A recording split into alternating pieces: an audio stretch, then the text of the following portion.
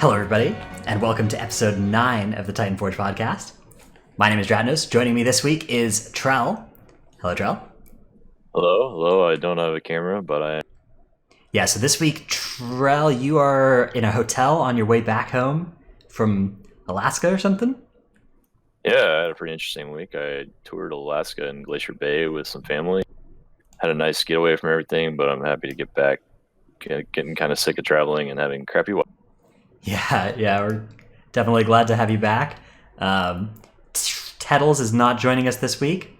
Tettles is, he's busy casting the race for World First over at twitch.tv/method. So that's a pretty exciting thing to be happening still. Race for World First will be something we'll be talking about on the show this week, as well as Beguiling. So that's what we'll be talking about: Beguiling, Dungeons, the state of Dungeons, and the M+ meta. Let's talk a little bit about the Eternal Palace. So the race so far, the state of the race so far. We've got Method, Limit, JTH, kind of the three frontrunners, fighting for World First on Azshara. Azshara, it's been now, 12 days since the raid opened, and she is still alive, which makes her the longest living boss since Kil'jaeden, I believe, in the last 3 expansions. That's right, yeah. I saw the chart the other day, I think 2 days ago. It was tied with was she 10 days? Jaina was 10. Yeah, we're past the Jaina mark. We're past the Gul'dan mark now, which was I think 11. And Kil'jaeden was a 3 reset boss, which this boss is not necessarily going to be. We've still got a couple days left here in the second reset, and I think the boss is more likely than not going to die in the second reset. Maybe even today, maybe even the day that we're recording this show. Certainly, I think it's likely to be dead by the time this comes out on like audio feed. So if you're listening to this on iTunes, I expect Azshara is probably dead. It's really tough to tell who is the favorite to win the race for World First, though. Limit has the lowest % wipes right now, but they've had those in the past. They've been ahead in the past on G'huun, and Method ended up winning there. And I think JTH as well, Chinese Guild, is looking extremely strong this tier. They were having competitive wipes on Azshara with 1 less reset worth of gear because they reset on Thursdays. And so that's, a disadvantage that they looked like they were maybe able to overcome. So if the boss ends up dying in the next couple days, if it does go to 3 resets, it's going to be pretty much impossible for JTH to win this if it goes to a 3rd reset, I think, because they're just going to be so far behind the gear from that 3rd reset against the other guilds with the 2 days. Yeah. Because I think if the boss dies in the 3rd reset, it'll be right at the start of the 3rd reset.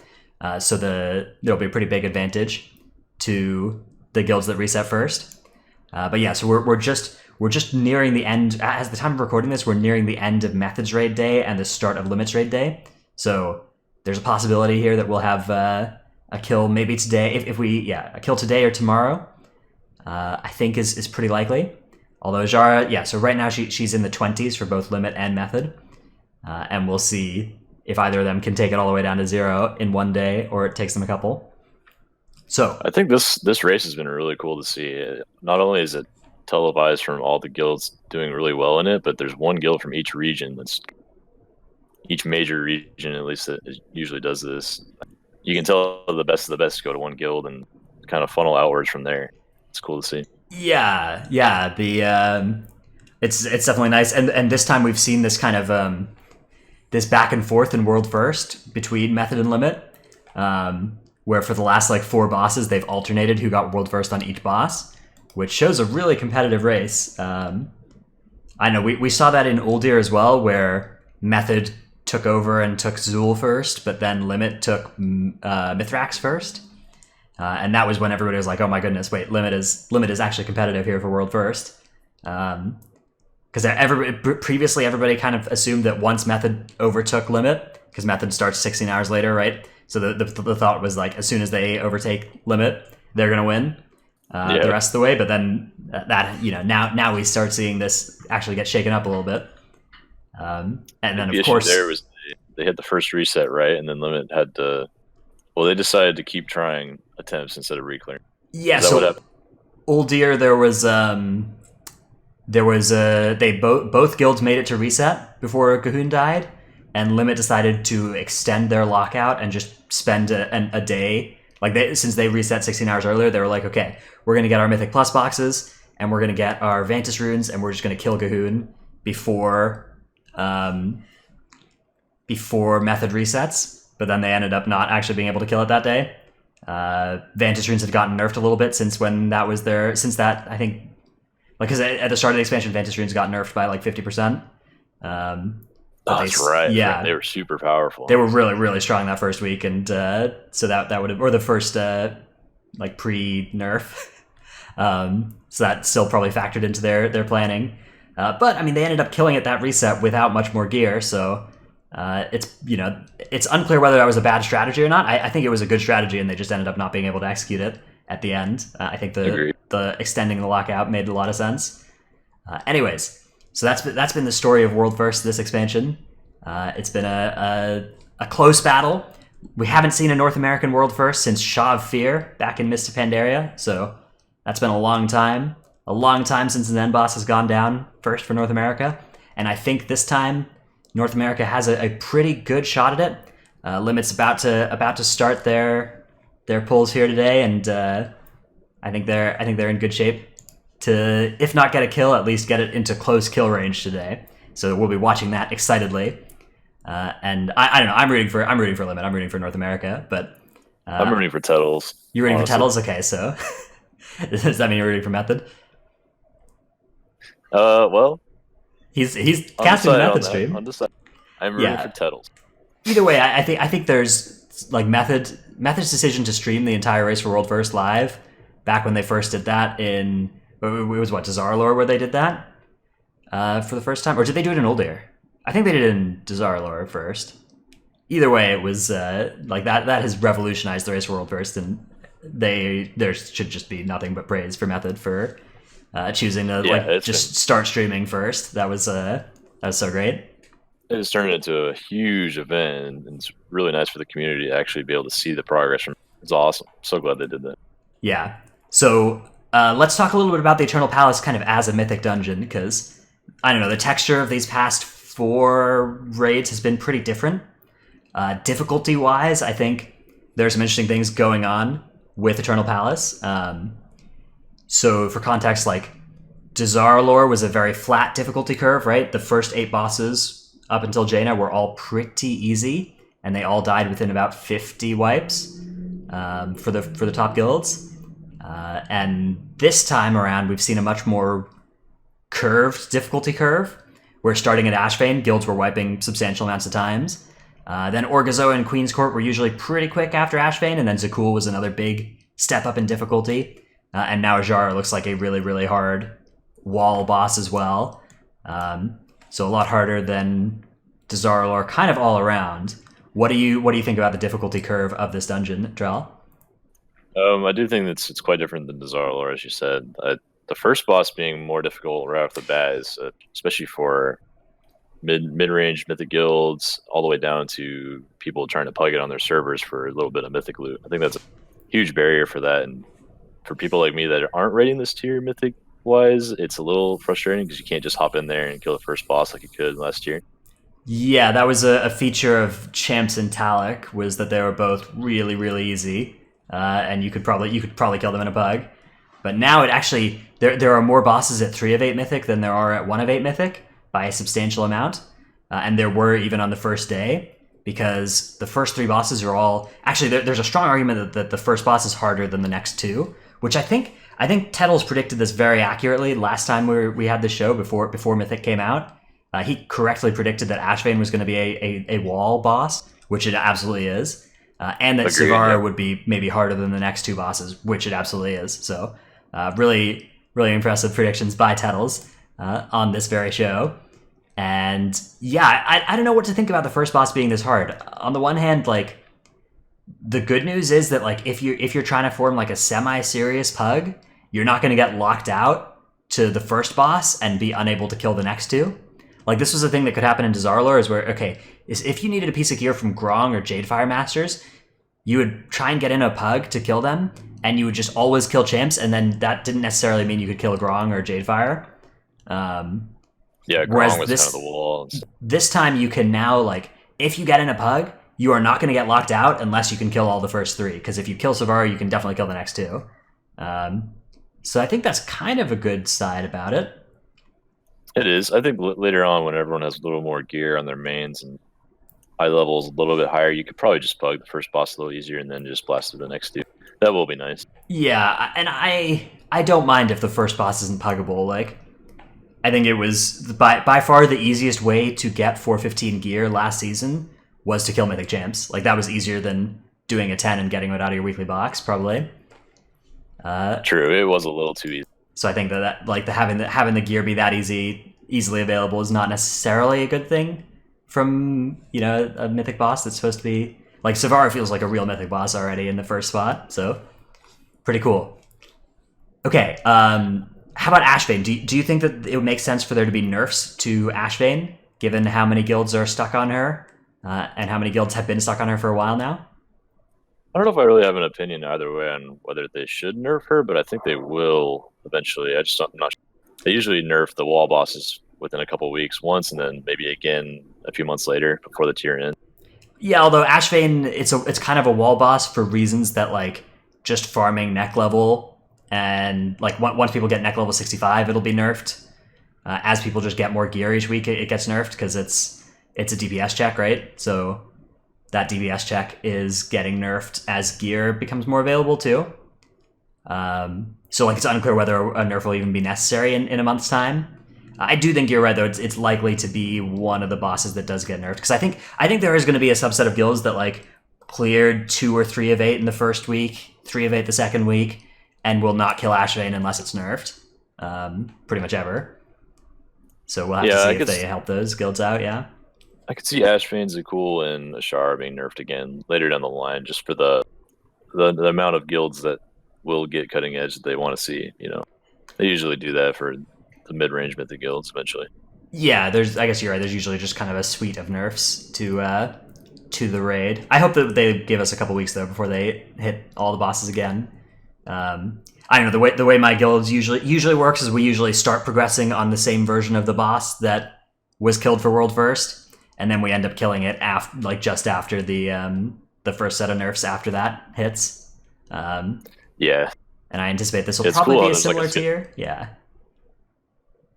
Cool how there's a schedule is what you're saying, yeah? Yeah, nice schedule to it. There's like, you never know when it's going to happen, but Yeah, yeah. So speaking of nerfs to Azshara is a boss that has seen multiple different sets of nerfs now before the World First has been claimed, which there's been some reactions to that from some people that seem as if they, like, this is kind of an unprecedented thing. It's very much not. This happens to pretty much every raid boss, I think. Every end boss before it actually gets killed. In recent memory, they've taken nerfs. Which I think it comes from Blizzard not wanting to release a easy end boss, so they kind of err on the side of being too hard as far for end bosses, and then they adjust downwards with balancing with hotfixes as needed, and that stops them from kind of getting in this situation where the end boss falls over in the first reset very easily. So let's talk about the nerfs that Azshara has sustained. Now, if you're not familiar with the Azshara boss fight, there's only about 50 different mechanics to it, so it's very easy to pick up. One of those mechanics is called Charged Spear, which is a effect that used to do arcane damage, and they nerfed it to do nature damage. And if you're wondering, well, how is that a nerf? There's a arcane vulnerability that everybody in the raid gets as long as you're in line of sight of Azshara, and it stacks up. And so changing that to nature damage has made it so that it doesn't interact with the arcane vulnerability. So that nerf has made the charged spear a lot less lethal. Also, that arcane vulnerability debuff, which stacked up whenever you're in range of Azshara, has been reduced to a 5-second duration instead of 7 seconds. So now you can line her for a smaller amount of time and drop that debuff, which is another, I think, just a small quality of life nerf. I don't think it makes the fight substantially easier. And then the big nerf that we've seen so far is the enrage timer on the ads. So the time you have to push the ad phase has been increased by 50%, so to 3 minutes from 2 minutes, which is a huge change that there has been some controversy about on social media and from the top guilds. I don't know if you've been watching the Race for World First and the Azshara fight. Do you have any opinions about these nerfs?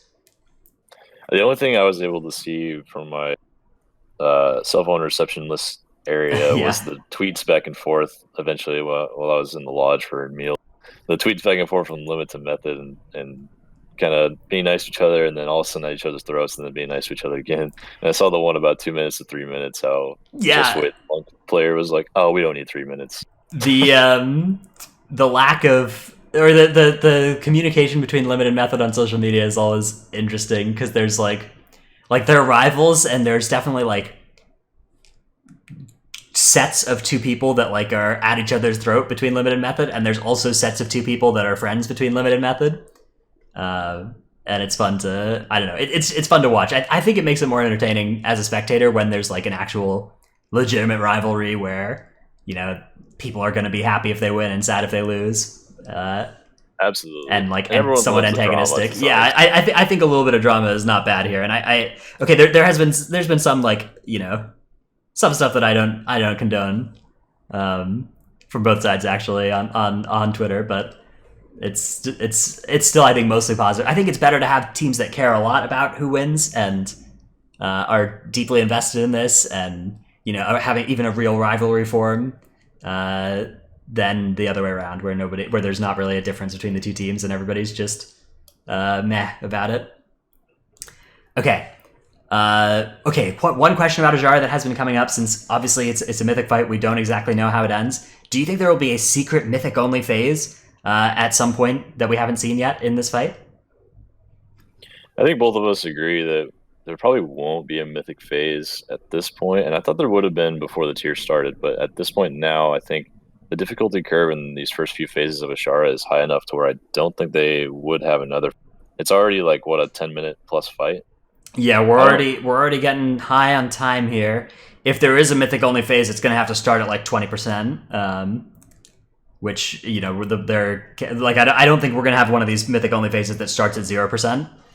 And you know, makes another 3-minute fight or 4-minute fight that happens afterwards, like we had in, what was it, the Cho'Gall phase in Highmaul, or the Illidan phase in Nighthold. Those Mythic only phases. Yeah. I would be surprised. Yeah. An Illidan phase before the tier started, but now there's like no way in my mind I could see it. They already have like the N'Zoth cutscene at the end. You know, I couldn't imagine a second thing to pop in there and somehow end with the same. Yeah, they would have to do like a Mythic only cutscene, which I don't think they've done. Although Mythic Raiders have been asking for one for a long time, like a Mythic only phase that has a different cutscene at the end. So yeah, I think I agree though that there's unlikely to be a secret phase at the end of Azshara here. We'll have to see. It's not impossible, but I think there's also an argument that it would have been data mined. I don't know how true that is. I don't know if Blizzard's able to sneak those things in without them getting caught by the data miners. We'll have to see next time they try how much gets seen about it beforehand. Okay, so that's the Eternal Palace. That's what's been going on there. We'll be watching with very rapt attention as this race wraps up. Next week, we will talk about how the race went. We'll have Tettles back, presumably, unless the bosses are still alive, unless Azshara is still alive in a week's time, in which case we will obviously have to do something different. But hopefully, next week, we'll be able to have all three of us back at our normal time, at our normal places, with our webcams, theoretically. Theoretically. Yeah, I think one thing we've learned from doing this show is that it's actually very, very hard to have everybody around on a Saturday reliably. It's a time slot that is more booked than you would think. So yeah, also, even for myself, I've been gone like every weekend for the last 6 weeks. It's very frustrating. Mm-hmm. But soon. Yeah, so hopefully, yeah, Tettles is going to fly back as soon as he wins as soon as he finishes casting that thing. So that'll be the plan there. Yeah, I hope he wins the casting as well. Okay, let's move on to our second topic of the day, which is the developing Mythic Plus metagame and the state of Beguiling now that we've gotten to play with it for even longer. So first off, Beguiling has received a couple of changes this week. This week's affixes. Okay, actually, let's start with this week's affixes because they're a bit of a curveball. This week is Fortified, Grievous, Sanguine, Beguiling, and if you have not been here, 2 weeks ago it was Fortified, Grievous, Beguiling, and one of the other ones, Bolstering, I think, or something.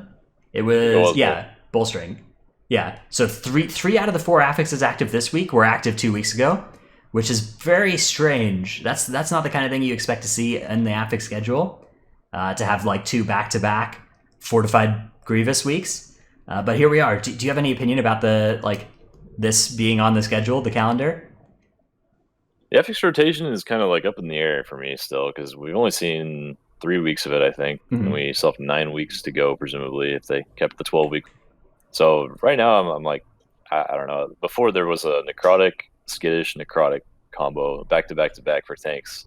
Right. Those 3 weeks were kind of hard for anyone playing tank, especially for newer tank. But I mean, Grievous weeks 2 weeks apart isn't that bad in my opinion, as long as everything else is kind of. Yeah, it did go. It went Grievous, Tyrannical Grievous. So there are some imagine being a healer in like Waycrest Manor. Like Heartsbane Triad has been hard for 3 weeks now, very hard to heal. So there's. That's true. Yeah.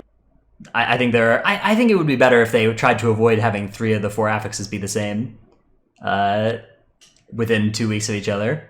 But I can agree with that. Either way, I'm happy though that Beguiling is now ready to go live.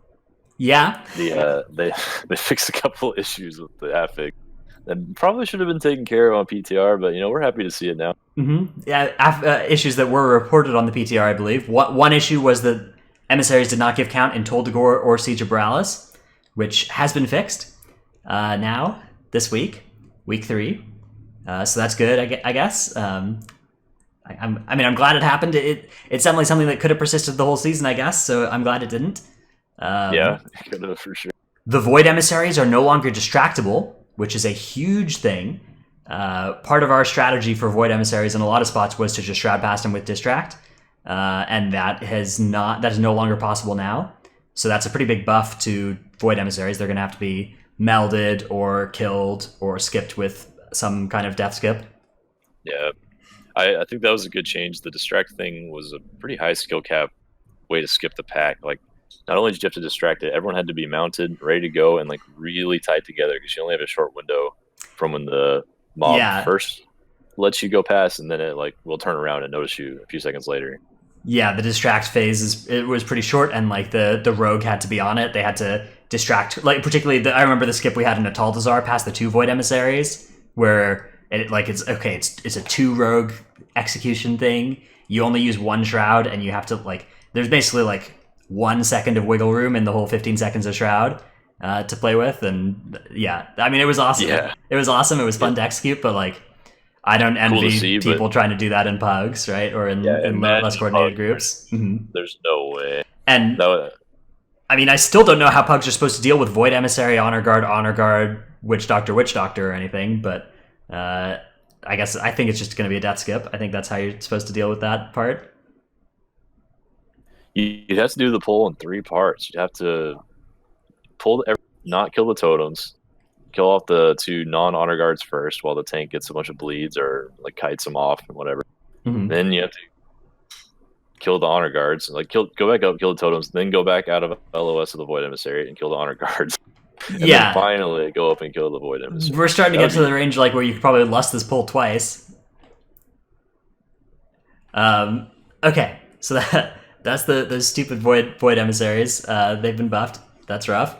We do have another interaction that has been changed, which is Beguiling and Sanguine have no longer gotten interaction, which is nice. Beguiling, so at the start of this week, which was a Sanguine week, you'd have this situation where a Sanguine pool would drop underneath a Void Emissary, and then the Void Emissary would be unkillable until that Sanguine pool disappeared, which is pretty toxic.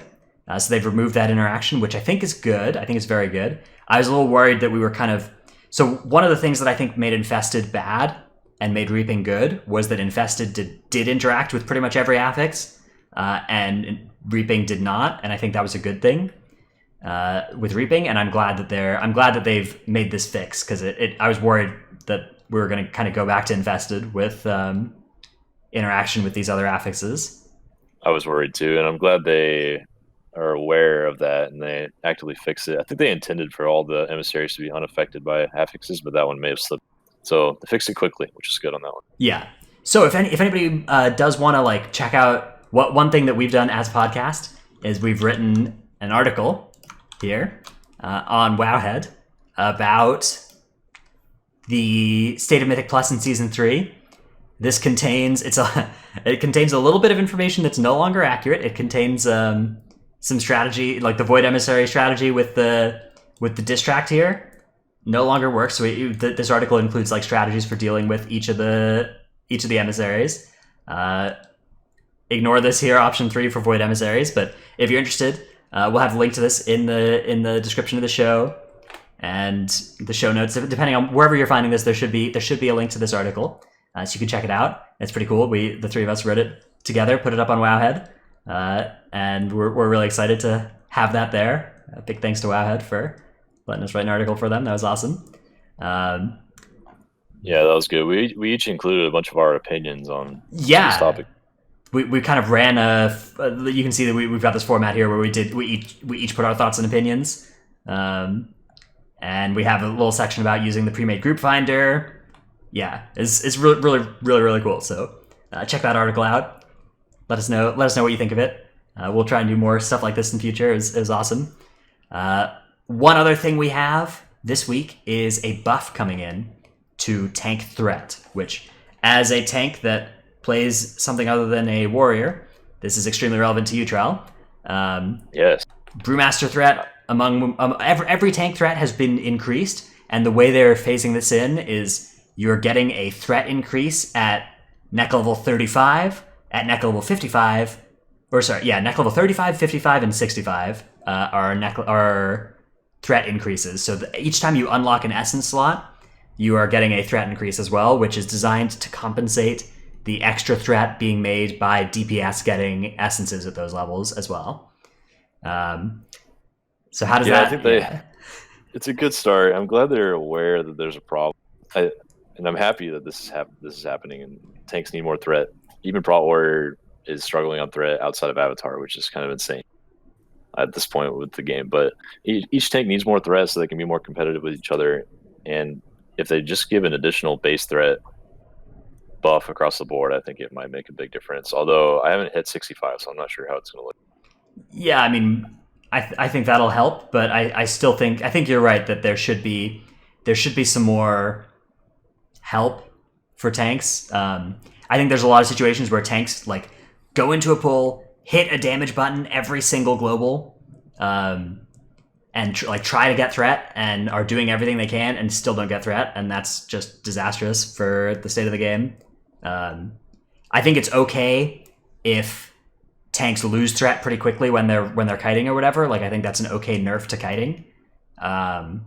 So I think so, yeah. I think they should maybe think about going in here and making it so that like threat decays. Like, just rework a little bit.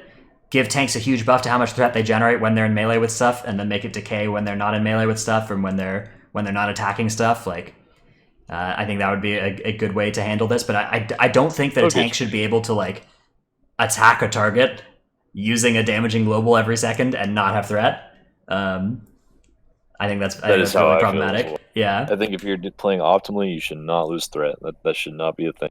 Mm-hmm. Okay. Let's talk a little bit about the metagame.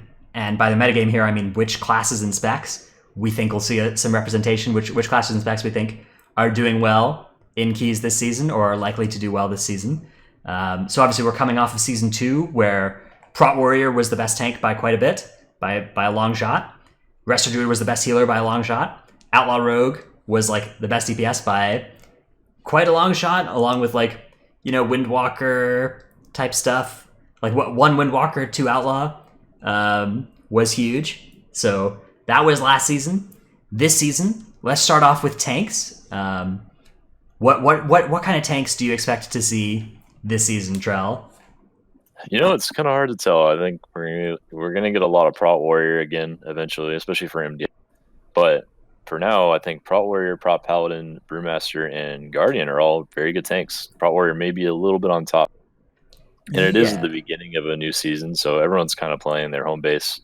Mm-hmm. They want to play what they like to play more than the flavor of the month tank, Right, like so you're back on your monk. A lot of people are back on their monk. What do you like about Guardian? What is it that excites you about Guardian? Guardian actually does a lot of damage. It struggles for the first few seconds of a pull, but then after that, it's very tanky and does quite a bit of consistency, for maybe even more than Prot Warrior in some situations. Okay. Yeah, so here I have a chart of representation in keys 15 and up so far this season. We have Prot Warrior sitting in first place still at 32%, which is not actually that high for a first place tank. Yeah, it's not nearly as bad as not as bad as Prot Warrior last season, Death Knight the season before, Death Knight for most of Legion. So Prot Warrior in first place, but not by an overwhelming amount. In second place, we actually have Protection Paladin right now, which is a spec that I've started playing Protection Paladin this week. I think that it's a spec that gained a tremendous amount from essences. Protection Paladin was a spec that had a problem where you didn't have enough uptime of your Shield of the Righteous, which is like you take very little damage when your Shield of the Righteous is up, but you had this problem where you couldn't have it up for more than like half the time. And the Memory of Lucid Dreams essence refunds Shield of the Righteous charges, which I think can get your uptime pretty much all the way up there towards where you're not in trouble anymore. And I think that we're starting to see this reflected as there are starting to be quite a lot of Paladins timing high keys now, timing keys 15 and up. Yeah, and one thing about Paladin is I already knew they were strong, but I didn't realize that Memory of Lucid Dreams refunds Shield of the Righteous charges until right before we talked on, and that to me makes them pretty competitive for a top spot. However, their big downfall for stuff like MDI is that they can't be Night Elf. Yep, it's tough to imagine compositions without Night Elf succeeding at the MDI. This is something that we'll talk about more. We'll talk about this in the Q&A section actually, because we've already got a question lined up that will lead us into this discussion. But it's definitely a huge drawback to the Paladin class in both the tank and the healer role is the lack of being able to play Night Elf and the damage role actually. So all three Paladin roles really being held back at MDI levels by the races they can play. Interestingly enough, okay. Then we got Brewmaster in third place, 17.6% of keys 15 and higher. Timed this season. Pretty exciting place for Brewmaster to be, especially because there were so few last season. Yeah, it's definitely a good time for Brewmaster. I think Ring of Peace is looking better this season than it has in a long time. I mean, Ring of Peace has always been good, but this season against Beguiling, there's just so much good ways to use it against pretty much everything. So an awesome tank for that. Then we have the two self-healing tanks. So that's Death Knight and Vengeance. Death Knight at 12.4%, Vengeance at 10%. These are two specs that I'm still very worried about. Just at kind of as keys level higher, self-healing tanks, unless they're really, really strongly tuned, like Death Knight used to be, it's difficult to imagine them scaling as the damage they're taking scales like at the same speed. So I think they're going to start becoming squishier and squishier at the higher keys. Yeah, Vengeance definitely got a little bit better from last season. I've played it a couple times just for all keys so far to do my weekly stuff, but it's not quite up to where it needs to be still. And I think Death Knight is still largely the worst tank in Mythic Plus somehow. As weird as that is to say coming from Legion, but those two tanks need a little bit of workaround to make them competitive in each tier. We have a comment here from Jason XD Rothel in chat, who is a trusted source on Brewmaster tanking as well. MDI competitor, who says, I think some of these stats are skewed.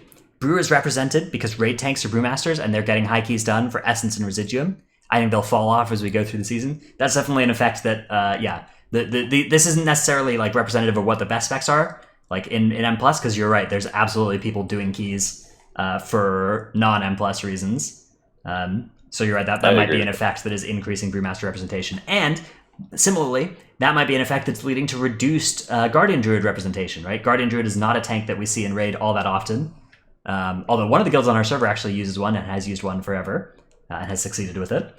But 8% Guardian Druid representation here in the 15s and higher. That number might be underselling how good they are for the same reasons that Jason thinks Brewmaster is being overrepresented here. I agree. There's always everyone plays most tanks at the beginning of a season, and then it kind of falls into a meta eventually in the later part. And also, while we're on the topic, when we talk about how strong or weak a tank is, sorry, there's like a plane flying by my hotel. You're good. I can't hear it. Oh, that's good. So when we talk about the strength of a tank, we're talking about a very wide range of qualities, like how well they survive, how much damage they do, how much utility they bring, how well they keep threat, how well they can escape and help their party members with dispels and battle reses and all kinds of different things. There's just so much to talk about when we say good, in just one word with a tank. And Yeah. so when we say like DKs or vengeance demon hunters are bad, what I'm saying there is that they just can't live very well. That's the biggest point in Mythic play. Yeah, so we're not making an argument that their utility is bad. Like Death Knight's utility is unchanged since they were the dominant tank, right? With grip and with Gorfine's mass grip. So those 2 points of utility are huge. It's more just that we feel these tanks are likely to require more healing, and require particularly with Death Knight and Vengeance. They kind of get in these spots where they're going to die from full health to 0 in like 2 globals, and there's not a good way to avoid that happening. Like Death Knight, when they first pull a pack right now, are so squishy at the start of pulls, and Vengeance is getting better. Like there are ways with essences to give them more mitigation uptime, but they still have this problem where they need demon spikes to be up in order to survive a melee attack from a mob, and demon spikes is just not up all the time. So those are the reasons that we are low on Blood Death Knight and Vantage Demon Hunter. Now, that being said, this is for like what we expect to see in key pushing and like, competitive, highly competitive, high keys. If you are playing either of those specs, you can absolutely do well with those specs and do keys with them. And we're mostly talking about like what we expect to see in the top few keys timed at the end of the season. So this is not something that you should use to choose what you're going to play, unless you are going to try and do the top few keys of the season. In which case, you probably know more than us anyway, and you should have your own opinion and do it based on that. Do your own. You probably know more than us and have done your own testing if you are competing for, like, if you're somebody who needs to make a decision based on that kind of information, you have better information than us anyway. So that's the tank representation. Let's move on to talking about healers. Healers, we see a much more stacked, a much less representation of the different specs here than we do with tanks. We've still got Restoration Druid coming in over 50% of the keys done 15 or higher, so way more represented than Prot Warrior is Resto Druid. And then we've got Holy Paladin coming in second with 15%. Mistweaver Monk coming in third, 11%. The Priest specs at 8.7 and 4.7, that's Disc and Holy respectively, and Resto Shaman at 4.8% of keys 15 and higher. So extremely lopsided metagame here for healers and high keys still. Do you see any glimmer of light, so to speak, for another tank spec or another healer spec this season? I don't know. You would think that it would be a little bit more like tanks are right now, where it's a more even spread at the beginning of the season. But man, there's still so many Druid only players that are doing 15 and up at the moment, even the first 3 weeks. Yeah, so part of it I think is that the like Mythic Plus healers are more Resto Druid. Like they're like, I think part of this is just still that all of the top healers are probably just still playing their Druids from last season. They're probably like, there are people that their favorite healing spec is something other than Resto Druid, but they have been playing Resto Druid for so long now in keys that they are just still doing that in keys this season. Unlike tanks, who, if they were playing Prot Warrior last season, it's still only been 1 season since they started playing Prot Warrior, and so they were still wanting to go back to their favorite spec when the changes came out. Whereas Resto Druid has been the healer since forever in M+. Like 2 years, with that, there was that brief blip of time when Holy Paladin was the play at the end of Legion, but other than that, it's been all Resto Druid all the way down. So I think we're like, this isn't necessarily an effect that says this season Resto Druids are particularly strong. I think it's more that like there's no evidence that Resto Druid has gotten any worse, and everybody has been playing Resto Druid for so long now that they're just kind of entrenched on that. Everybody's used to playing with Resto Druids, and it's causing this effect here. Yeah, I don't think the other healers are that bad though. This is kind of skewed based on pop. I think Mistweaver, Holy Paladin, and Resto Shaman are all healers that I've played with, and they can be very good, close to Druid level. I think Druid still has the better utility kit. Of course, they just have everything, you know. But the battle res being having a battle res on a healer at range instant cast is a dramatic effect that Resto Druid has. That I think if Blizzard were looking at ways to make this chart less lopsided, a good answer that would not affect raid balance would be to just give battle reses to these other specs. Just make it a healer thing to have an instant battle res, and then you can give like the DPS specs that currently have it. They can keep theirs as well. But yeah, beguiling is okay. So we have some things in chat about beguiling being a Resto Druid affix. Trell, do you think beguiling is a particularly good affix for Resto Druid? I guess Resto Druids have a pretty easy time knocking away enchanted emissaries with Moonfire and Sunfire and stuff. They have the chain roots for the emissaries of the tides. And I guess they deal with void emissaries. They're probably not the best at dealing with void emissaries compared to some of the other specs, but you can just line those, right? So that's less of a thing. Just thinking about a Resto Druid's kit right off the bat, you have 3 ways to deal with an enchanted emissary. You can vortex it back, you can typhoon it away, you can spam several abilities on every GCD to knock. Whereas other healers probably don't have something like that. Oh yeah, you can taunt you can taunt it, and that knocks it back too. Yeah, you can a 4th way. You can taunt. You can bear taunt it. They also have stealth to just slip past it, or as people across it. They can stealth on all 3 emissaries if they're in certain spots. And on tides, they can mass root. They can continually single root it for 8 seconds over and over. No other healer has something. Yeah, that's true. That's true. I mean, Mistweaver does bring the Ring of Peace, which is a lot of utility against beguiling as well. But I think you're right. Yeah, beguiling being a Resto Druid affix is a good call. That's by Nerf Tank TV, MDI champion in chat. So good call out from him there. Good friend Nerf Tank TV. Good friend Nerf Tank TV. So yeah, definitely looks like another season where, barring some kind of intervention, we expect to mostly see Resto Druids in the high keys and the MDI level, which I think is something that Blizzard should change. I think it would be better if it was not that way. So yeah, maybe don't put the only Virez and the only Soothe on one class and stealth. It just seems like a little much. Yeah, I don't know. I mean, it's tough. They always talk about how it's hard to nerf Resto Druid without nerfing them too heavily in raid. But I think they need to come up with a creative solution to this, because I think this is a problem, and I think it's a problem actually for the optics of the game as well. I think the game, when everybody tunes into the MDI and sees I think people would have a better opinion of the game if more classes showed up in the MDI. And I think that when you tune in and Twitch chat is just always talking about the class balance thing, the class balance doesn't actually make the MDI less competitive. The MDI is extremely competitive. There's a tremendous amount of skill to it, but the entire conversation in Twitch chat is hijacked by this class diversity issue. So I think that makes it a problem, even though it's not necessarily a problem in and of itself.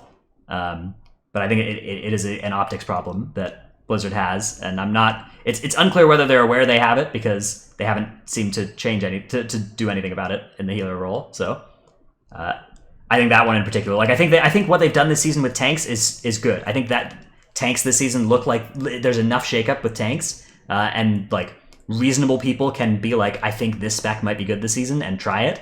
But I don't think that you could do the same with healers in the same way. So yeah, I'm on the same page with that. Mm-hmm. All right, let's talk a little bit about DPS. DPS last season, we saw a very melee meta. This season, there are some ranged popping up in some keys. So the DPS graph is obviously a little bit harder to read at a glance than the tank and healer ones. But the DPS graph, we still got rogues and demon hunters doing a lot of the live keys. Demon hunters have always been much more represented on live keys than they have been in the MDI. They bring a ton of utility, but they aren't always huge pumpers overall damage-wise. This season, though, they do quite a bit of overall damage as compared to last season relative to some of the other specs. Rogues, we've got both Outlaw and Assassination. Assassination seeing representation at a little bit below half the level of Outlaw, which is way higher than last season. Yeah. 7 subtlety runs. 7 subtlety runs. Yeah, I'm going to work on getting that number up personally. I'll be playing higher. Or I'll get that number up for subtlety this season for sure. I think 3 out of 7 of those runs were my friend Morningwind sneaking sub as his spec into the key under my nose. Yeah, that's how. that's the strategy that us rogues. If you are a rogue who loves subtlety, the only way to play it in keys is you have to swap to it without your group noticing when they start the key, and hope that they don't kick you before the key finishes, which does happen. We have some range specs actually seeing some love here. So among the melee, we don't see much movement here. Fury is on the come up. That's something worth noting. Fury is starting to see some representation here, and there's been some high profile Fury Warriors just smashing damage meters. So I would actually not be surprised to see a Fury Warrior at MDI in a lot of comps, just based on how much damage they do right now. That is absolutely something worth calling out. When you play a Fury Warrior, you are like that slot. You're sacrificing a lot of utility in, as compared to like an Outlaw Rogue, but you might be getting an extra 5 or 10% damage, which is worth. It caught my eye because I've seen groups with a Fury Warrior doing like 15 to 20% more damage than other players in the group. Mm-hmm. It certainly has potential. Maybe not in the niche of MDI, but we'll see. Everyone's going to test it out, I'm sure. And they Fury also pumps single target, which is like, even if their overall is say competitive with Outlaw overall, it's more priority damagey than Outlaw's damage profile is, which is an upside of theirs as well. Then we have ranged. Ranged last season we saw a pretty low amount of representation of. Balanced Druids, though, are on the come up again. They've recovered and are the top represented spec in M+, with Hunters just behind them. I think Balanced Druid has always, though, been represented more highly in live keys than it has been like in the very highest of keys. Yeah. For raid, I think, again, this is the beginning of a raid tier and people are doing 15s.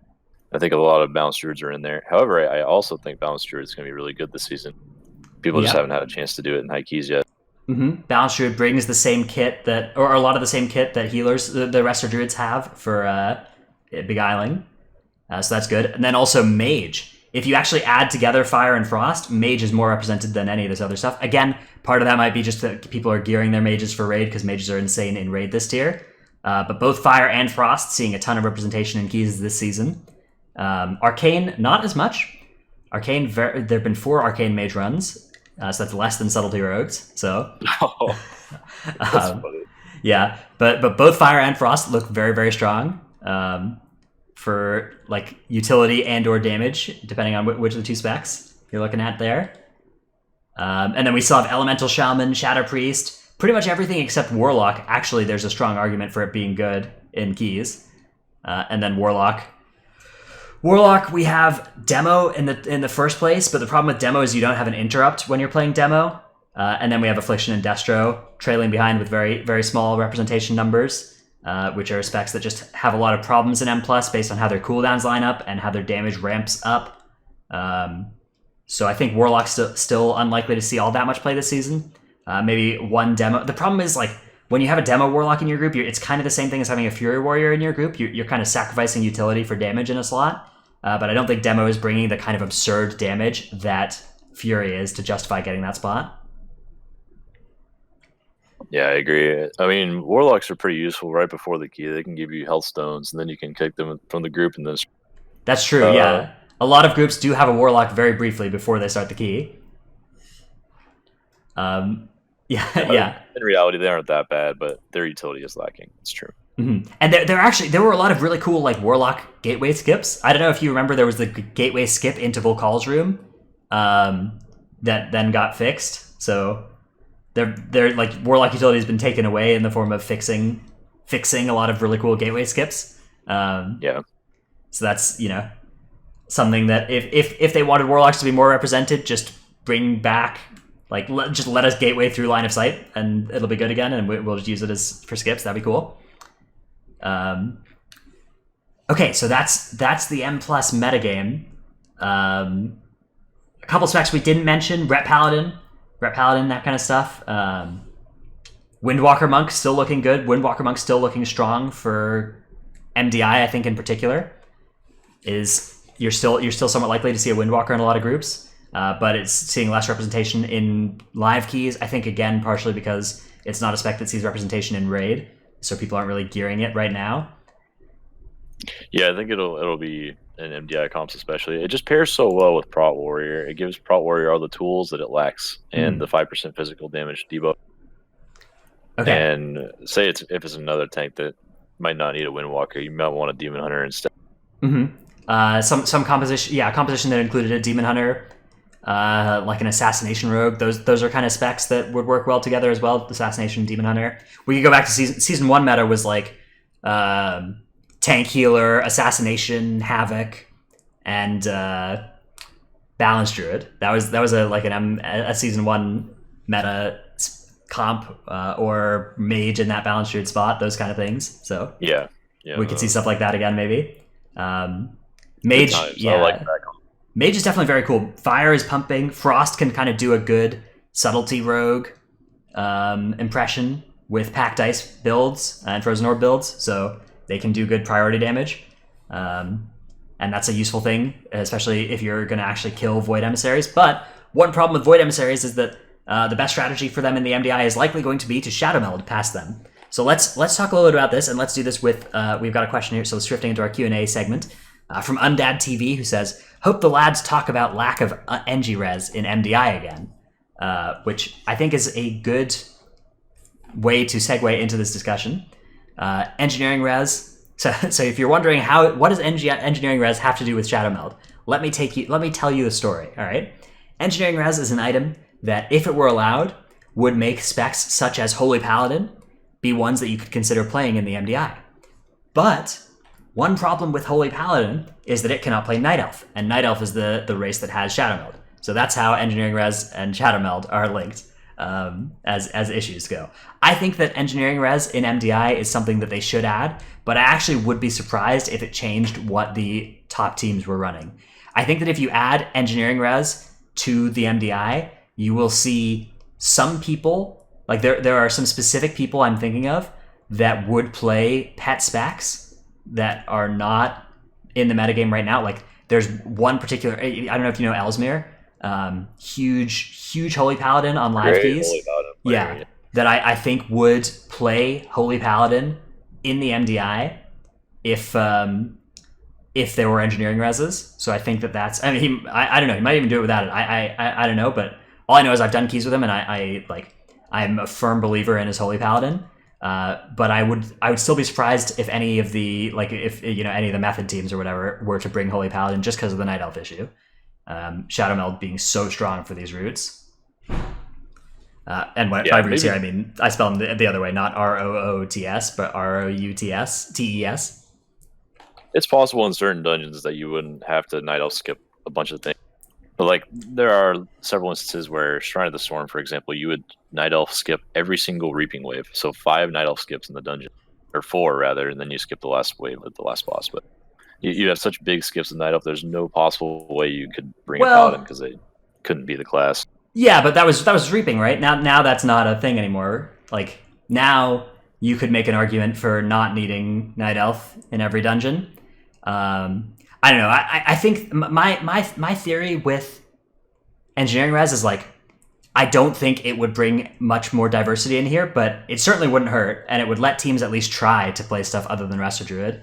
And it would, like, there are maybe 5 different reasons that Resto Druid is the only healer we see in the MDI, and you may, like, if somebody comes to you and is like, hey, you should take away one of these barriers to other specs seeing representation, I don't think the answer is, well, there are these other 4 barriers, so we shouldn't even try. I think the answer should be, all right, let's do it, and we'll work on the other barriers later. Yeah, I agree. So I think true. I don't think it would change res, much, but it would improve quality of life for sure. Yeah, Tettles was talking with me about this because, of course, Tettles, casts MDI. He's in the MDI Discord, and there's been some discussion there about adding the engineering res. And he's also in our podcast. So we were talking about it in our podcast Discord. And his theory is that it wouldn't change anything, but that they should do it as well. So that I think I come down pretty much on, I think if you add the engineering res, all that will happen is, like, maybe you'll see a couple of Mistweaver teams in some spots, but the main thing that'll happen is that, like, people that have a specific pet class that is not Resto Druid will be able to actually play that and try and top 8 a cup, and you might see it on TV, which would be really good. I think it'd be awesome. Okay, we got one suggestion here from Bergie101 in chat that is actually pretty cool. MDI should have no class race limitations, which would just mean that everybody could be a Night Elf. That's an interesting way of handling it. I think that is coming at the problem from the wrong angle. I think the problem is not that not everybody can be Night Elves. I think the problem is that Night Elf is so OP. I think that the solution is just Shadow Meld should get nerfed dramatically. Yeah, I could see that. And Blizzard's approach, realistically, is always to nerf one thing rather than change an entire system around or buff 9 other specs. So they would definitely choose to nerf Shadow Meld if anything. Yeah, so just hit Shadow Meld with the old 30-minute cooldown. That would be fair. Just turn it into a 30-minute CD, or remove it, change it into something else, make it not work in M+. I don't know, but whatever it is, Shadow Meld is so game changing right now that I think they need to hit that. Okay. Agreed. Got another question here from SparkLife1. Do they make, so this is going back to Azshara. Do they make it this difficult just for the world first? I doubt it. Do you think that they make Mythic end bosses this difficult just for the purposes of world first? I think they tune them high. I think they tune them higher than they think they should be initially, so that they make sure the boss doesn't die within 2 days of it being out. What was the fastest boss kill? Was it good? It was Xavius in Emerald Nightmare, yeah, which died on third day. Yeah, 2 days, 2 or 3 days, and it was so fast. And I don't think they like that. They want their content they worked hard on to last at least a week. It seems like. Yeah, I don't think it's specifically for the world first raiders, but I think it's for the world 1 through 25 guilds. They want to have a real difficult challenge at that last boss, and I think again it's also an optics thing where they want even though there's only 20 people that get world first, there's still hundreds of people that watch the world first race, and now that it's being broadcast on Twitch, there's hundreds of thousands of people that interact with the world first race and watch it on Twitch. So I think that they tune it high for that reason as well, and I think they really do want to avoid Exorcist. I think Jason XD Raffle in chat is correct that Exorcist killed it before they went to sleep after the first lockout of Emerald Nightmare. They killed Xavius, yeah. So that was... Blizzard definitely wants to avoid that. Nothing like making a challenging puzzle for millions or hundreds of thousands of players and then watching it just get beaten in 1 day. Right. So they I think that's their answer is they start with the version that first comes out of a mythic end boss is almost always going to need to be nerfed or going to get nerfed before it ends up getting killed. I think Azshara was killable probably without these nerfs, but it would have taken quite a while and been very, very hard. And I don't think they actually want... I don't think they want it to go much longer than now. I think that somewhere in the 10 to 15 day range is where they're aiming these bosses at. Maybe the 7 to 15 day range of how long the end boss lives. Yeah. Okay. Yeah. Any other questions you picked up from chat? Anything else you'd like to discuss here? Oh, we got one here from the Shift Mage. Yeah, I was looking at that. Go ahead. Mm-hmm. Speaking of missing items, which has been a discussion in chat, what are your thoughts on the potentially intentional lack of World Quest Azerite and Mechagon loot, aka stuff that isn't reasonably available at 445? So we're talking about MDI here, items that aren't on the vendors. So Mechagon items not being on the vendors is a pretty big nerf to Fire Mage in particular for MDI. They have bracers, right? Really important. They have bracers that are almost as important as the bracers were for them in Legion, and those bracers were legendary. But yeah, there's some very, very strong bracers for Fire out of Mechagon that they can't get in MDI. World Quest Azerite is another thing that last MDI you could get access to World Quest Azerite that scaled all the way up to the same level as any other Azerite on the tournament realm, and that's going away. That's not going to be available this time. I don't have a huge... Okay, I kind of wish the way they addressed this was that you could get Mechagon loot, but it would be at Mechagon eye level. So you could get Mythic Raid loot at Mythic Raid eye level, or you could take the Mechagon bracers at Mechagon eye level. And if that was an upgrade for you, then that was what you could wear. Because right now the way they do it on the tournament server is that everything gets scaled to a certain loot level when you get into those keys, so what they've done this season is in order to make it more resemble what live looks like, they only want loot that drops at that eye level on the vendor. But that makes it not look like live because now nobody has Mechagon loot that they do have on live. So that's, Yeah, I think it should be on MDI Tournament Realms for sure. It would more sense to me, at least. You never know, they could add it in the next week. I think next weekend we'll have a lot to talk about with the MDI comps and the first-time trials that'll be happening at the time of the next podcast. So there should be a lot of content to discuss there and maybe some meta shifts that we see everyone figuring out possibly Superior Warrior, all that. But Fire Mage, maybe not without those bracers. Yeah, I think the Fire Mage. I don't know. I think they should add the bracers and they should add the engineering res. And then I also think that they should do some healer balancing. I think that those would be the three things that I would choose them to do. Not in that order. I think the most important thing is some healer balancing in M+.